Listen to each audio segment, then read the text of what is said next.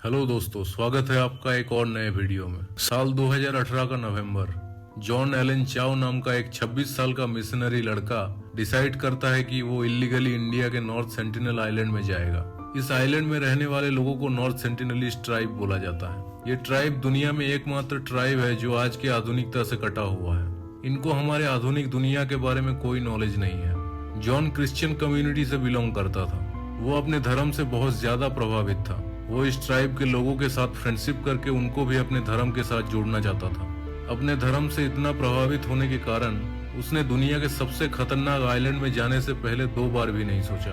John Pasi के एक island में जाता है और वहाँ के एक मछुआरे को कुछ पैसे देकर राजी करवा लेता है उसको नॉर्थ सेंटिनल आइलैंड में छोड़ के आने के लिए। 14 नवंबर 2018 कोस्ट गार्ड वालों के नजरों से बच के रात में जॉन मछुआरों के नाव में रवाना हो जाता है अपनी मंजिल की ओर। उसने अपने साथ एक गोप्रो कैमरा, कुछ कैंची, सूखी मछलियां, एक फुटबॉल और एक बाइबल की किताब, एक पर्सनल बोट लेता है।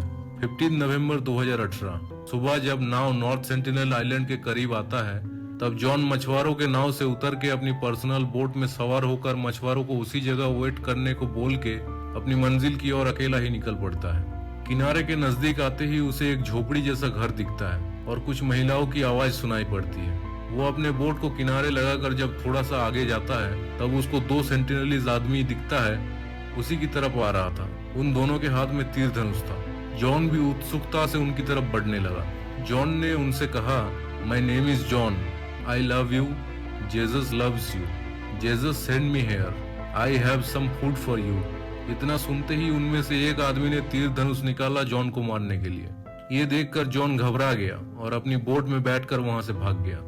कुछ देर बाद वो दोबारा वापस गया, लेकिन इस बार उसने नॉर्थ का रास्ता चुना था।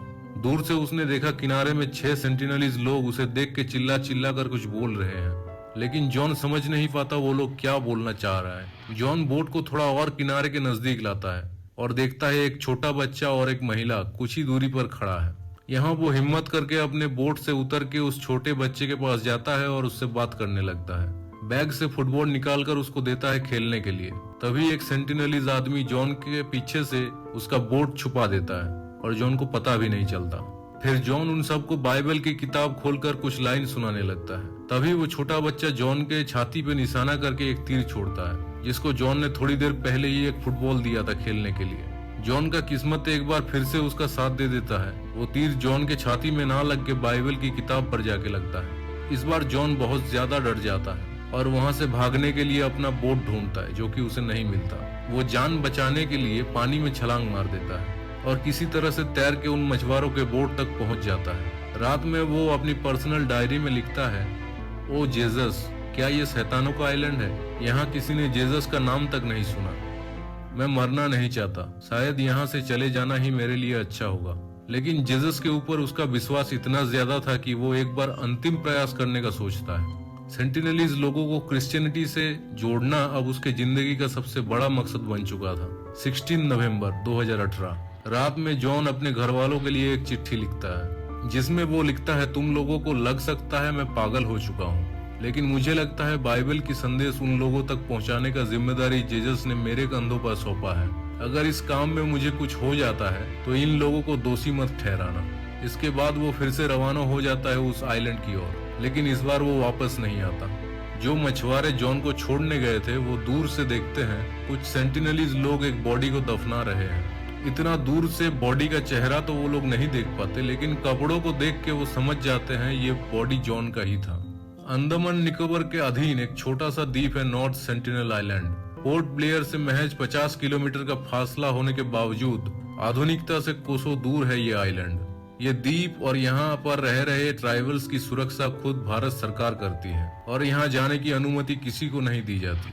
24 घंटे 7 दिन कोस्ट गार्ड की टीम इस द्वीप को चारों तरफ निगरानी रखता है। यहाँ तक कि सैटेलाइट से भी इस द्वीप पर नजर रखा जाता है। इन ट्राइब के बारे में आज तक ज्यादा कुछ जानकारी हमें नहीं मिल पाया है, क्योंकि यहाँ पे जाने पर बैन है और अगर कोई चला भी गया तो उसका हाल भी जॉन जैसा होता है। विशेषज्ञों की माने तो ये ट्राइबल संख्या में कुल 400 है। ये लोग आग का इस्तेमाल करना या तक कि खेती करना भी नहीं जानते। 7000 साल से ये लोग यहाँ पर रहते हैं। दुनिया के दूसरे ट्राइब से इनका कोई मेल नहीं है। ये लोग आपस में जिस भाषा में बात करते हैं वो इनके सबसे करीबी ट्राइबल्स को भी नहीं पता। ऐसा माना जाता है ये लोग बहुत सालों पहले अफ्रीका से आए थे। इनके साथ आधुनिकता का परिचय करवाने का प्रयास भारत सरकार सालों से करते आ रहा है। साल 1880 में ब्रिटिश एंथ्रोपोलॉजिस्ट MP पोर्टमैन के नेतृत्व में एक टीम इस द्वीप पर गया था। पोर्टमैन कुछ सेंटिनलीज लोगों को किडनैप करके इस द्वीप के बाहर लाना चाहते थे और उनको हमारे आधुनिक समाज से अवगत करवाना चाहते थे। बहुत कोशिशों के बाद वो इसमें कामयाब भी रहे। उन्होंने 2 सेंटिनलीज कपल और उनके 4 बच्चों को किडनैप करके उस द्वीप से बाहर लाए, लेकिन कुछ दिन बाद ही वो कपल मर गया, कोई वायरस डिजीज के चलते। एक्चुअली बहुत सालों से बहुत सारे वायरस के खिलाफ हमारे बॉडी में इम्यूनिटी बन गया है, लेकिन क्योंकि ये लोग आधुनिक समाज से हमेशा दूर रहे हैं, इसीलिए इनके बॉडी में वो इम्यूनिटी नहीं बन पाया है। उस कपल के मर जाने के बाद पोर्टमैन को अपने किए पे बहुत दुख होता है और वो उन छोटे छोटे बच्चों को गिफ्ट देकर वापस उस द्वीप में छोड़ के आते हैं। हो सकता है हमारे आधुनिक समाज में आने के बाद उन बच्चों में भी किसी तरह का वायरस रह गया होगा और जब वो द्वीप में वापस गए तो काफी सारे लोगों में ये वायरस स्प्रेड भी हुआ होगा। इसके चलते कुछ लोग मर गए होंगे। मे भी तब से ही हमारे आधुनिक समाज के प्रति इनका नजरिया और भी कठोर हो गया होगा। साल 1967 में इंडियन गवर्नमेंट ने इस जनजाति से संपर्क साधने की कोशिश की थी। इंडियन एंथ्रोपोलॉजिस्ट त्रिलोकनाथ पंडित पहले ऐसे व्यक्ति थे जिन्होंने 4 जनवरी 1991 को सेंटिनलीज के साथ फ्रेंडशिप करने में कामयाब रहे थे, लेकिन वो भी पूरी तरह से कामयाब नहीं हुए क्योंकि अभी भी सेंटिनलीज लोग बाहर से किसी का आना बर्दाश्त नहीं कर रहे थे। 2004 में आए सुनामी में जब इंडियन गवर्नमेंट ने हेलीकॉप्टर से मदद भेजा तो ये लोग जंगल से निकल के अंधाधुंध तीर चलाने लगे। इसके बाद इंडियन गवर्नमेंट ने इनको अपने हाल पे छोड़ दिया और इस द्वीप और उसके चारों तरफ के 10 माइल तक एरिया को निषिद्ध घोषित कर दिया।